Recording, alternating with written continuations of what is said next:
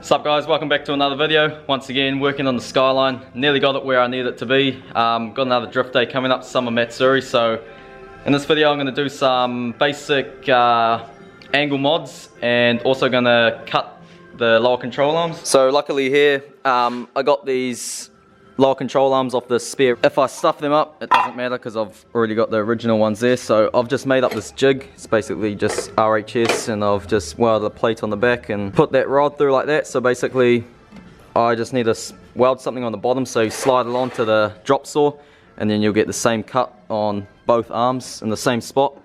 But first I've got to grind off this lock stop, otherwise it's just going to hit that straight away. Got heaps of other R32 junk here, but I've got new ball joints for those lower control arms. I've got Maxima outer and inner tie rods as well that I'm going to probably put on, because once I bring the lower control arm out, it's going to give it more camber and the stock rods probably won't do the trick. What you achieve by extending the lower control arms is obviously more camber, but it brings everything out so you've got more clearance. I've also got these spare knuckles here that I want to cut, but I'll see how I get on.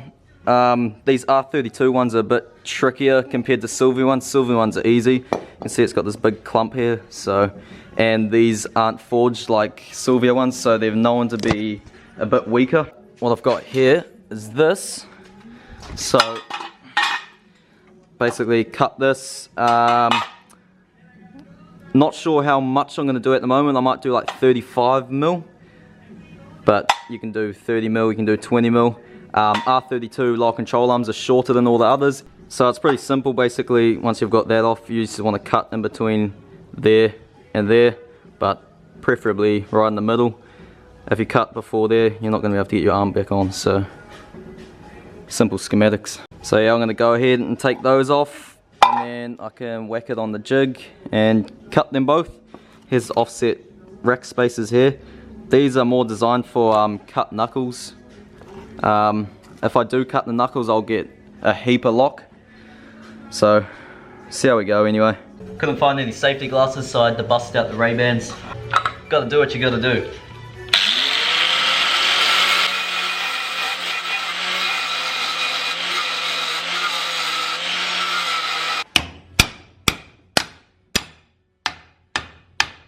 So the cuts definitely aren't flash at all, but I'm going to tidy it up with a polishing disc. By the way, I've never done this before, but I just like doing my stuff myself, and I hate other people doing my stuff and paying people, so I'd rather give it a crack.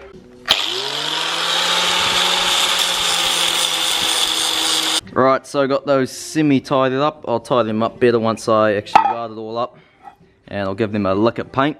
But anyway, slide this on. This just makes sure it's square and get the same cut on both of them. So I've just got to roughly work out where I'm going to cut. That should be about right. Usually you'd weld a plate under here, so once you slide it in, it can't go any further.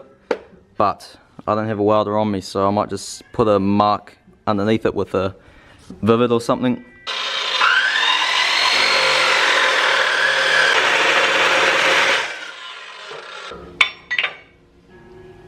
There we go.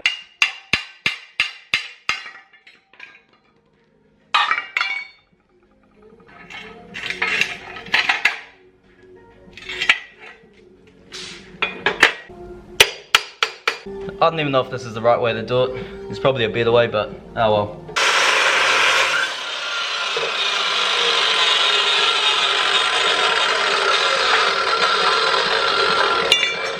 Now it's got my tape measure. I'm going to work out how much I'm going to add on. The most important part for this is probably making sure that these are the same length on each side. Bang on right there.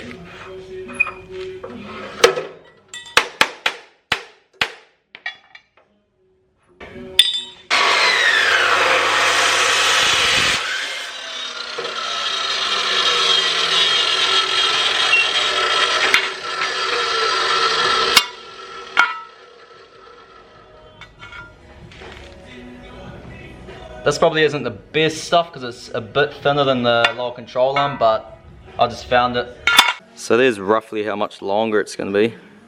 I don't know if that's too excessive or not. Yeah, it's probably going to make quite a big difference, but oh well. So I'll have to wait till tomorrow before I can fully weld those up. So in the meantime, I'll start taking off this original one and take the tie rods off, etc., to get the offset rack spacer in.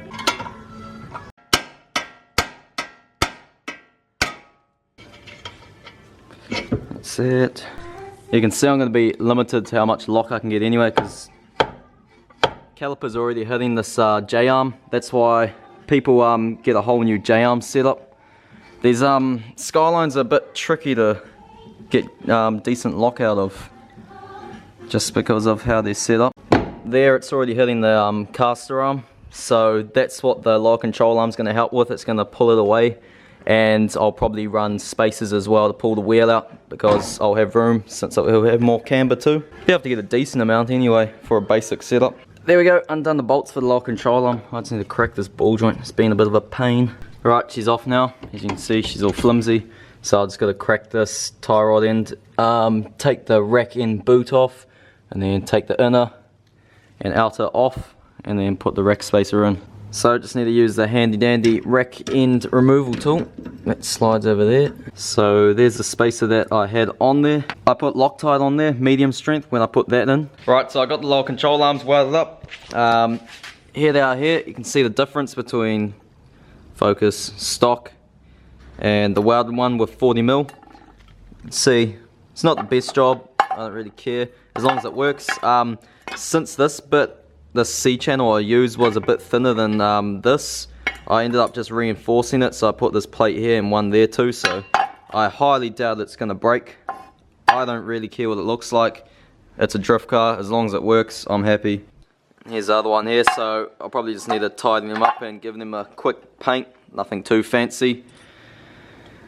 And then I just need to put the new ball joints in here and chuck them in and see how it's going to sit. Right guys, taking a few days off, just doing so many things at once, trying to get ready for Matsuri, building my trailer, and trying to do this thing at the same time, but bit the bullet. Got these cut knuckles here, so these are stock knuckles, cut, shortened, and the Ackerman angles changed for less scrub when drifting. So over here we go. I've started putting most of this apart, but we got the offset rack spacer like that one there. So basically that acts as if your rack's been moved forward, so that's going to stop over centering when you've got all this extra lock and stuff. So that's just a cheap way of moving your rack forward really. So got all this apart, got the old knuckle off, so basically I just need to pop this new one up. Got the Maxima inner and outer tie rods on now. So yeah, pop it back together and see how much lock she's got. The only problem I can see at the moment is it's going to hit this caster on, but with my other small tyres and a few spacers, should clear it. Also with the lower control arm being extended up here, just giving them a lick of paint. Not the prettiest job on those things, but as long as it works, I don't really care. I don't care what they look like. And over here we've got RM rebuilds going on. Boy, we're feral at these things. We just want to sell them, need the money. Yep. Look at this. I can rip right down. Yep. We're all on. We are on. So that's one, and then got my one over here too, which I've been trying to sort, but it's not playing game. I've just pulled this apart once again, trying to fix it, and it just keeps breaking. I fix one thing, breaks. Got the carbs there, so I'm gonna try that. So I'll just quickly go over this other side. So I've got the bolt here for the offset rack spacer. Just got some medium strength Loctite. Use this, otherwise you don't want that falling off and you end up in the wall. But don't use the super strength, otherwise if you need to take it off, you'll be replacing your rack because you'll never get it off. So as for the spacer, it's got like these grooves here. Those there, those go into the rack itself and locates. So you want those facing forward.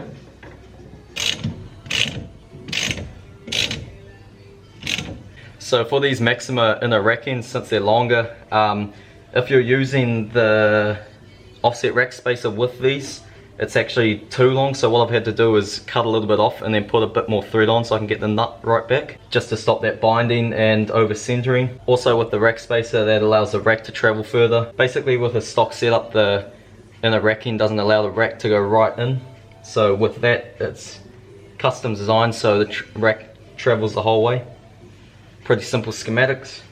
So I'm going to put Loctite on this too, since it doesn't have the locking tabs, well, since you can't use them. It's better to be safe than sorry, I'll tell you. Tight. So now I can put the new cut knuckle on, but first I'm going to slightly put the extended lock control arm on there first before I put it in. Otherwise, if you try to put the control arm in afterwards, it's quite hard. Since it's extended so much, you're pulling quite a bit to get the ball joint in.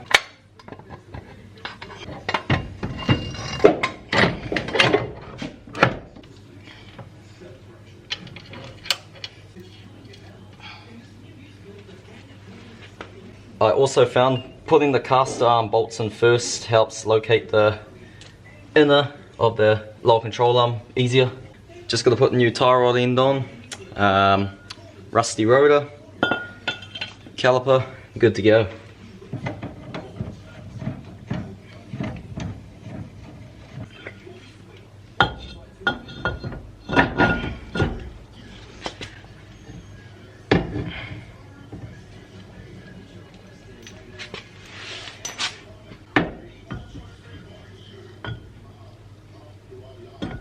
Wow, just realised I got so much lock I can't even pull the caliper up because the hose is getting stretched.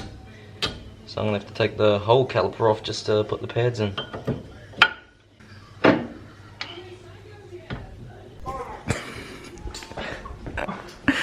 What's wrong, my bro? Fucking caught my thumb again. Fuck. When a bush mechanic comes and joins the fucking car life. Anyway, stolen parts from the Evo.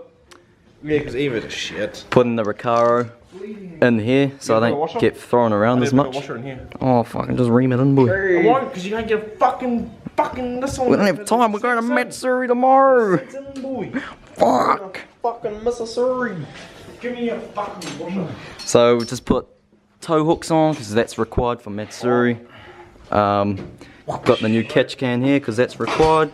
And this thing's got a bit of blow by. But we're nearly there. We're nearly there. Yeah, right here. Yeah. Right.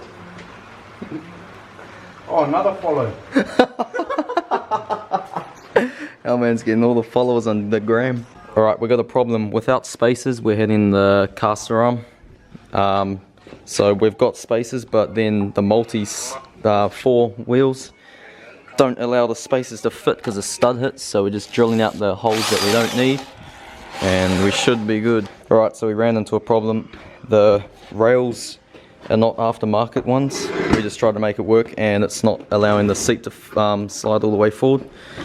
And I can't reach the pedals properly, so You're too fucking cool. unfortunately we're going to have to go back to the stock one and have a shit ride flying all over the place. But what can you do? It's too late now. We're pretty much all done now. So there's the lock as it is now of the knuckles. Pretty good, heaps more than stock. Go full lock the other way.